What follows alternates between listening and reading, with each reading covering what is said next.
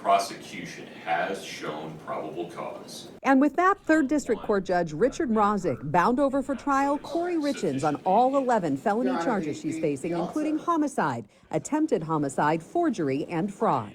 We are not determining in any degree guilt at all. Nothing the court says today affects her presumption of innocence. The judge said after reviewing the evidence and testimony presented in this 2-day preliminary hearing, there was enough to go to trial, slated for next spring. You're the gatekeeper. And this preliminary hearing is a critical right that every single individual who they decide to write a charge against has.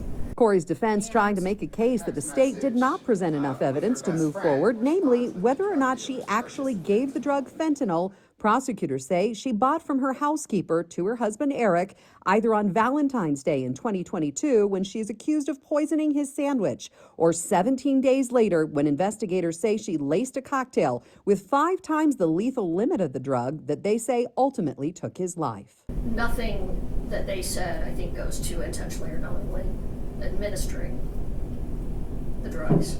Yes, that's correct. Okay. Kouri speaking for herself briefly Tuesday when the judge asked her to confirm she was waiving her right to testify, officially entering a not guilty plea. The drug is the same, the drug dealer is the same, the timing is the same, but she learned. She learned she needed something stronger. She also learned how to administer it.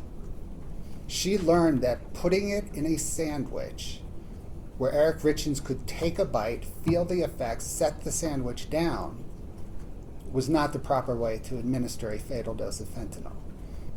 And she learns that it takes a truckload of fentanyl to kill him. State prosecutor Brad Bloodworth argued the motive was money and a life she wanted with the love interest, experts testifying of forged signatures on a life insurance policy she took out on Eric ahead of his death. The motive is super strong. Kouri showing little to no emotion throughout the proceedings.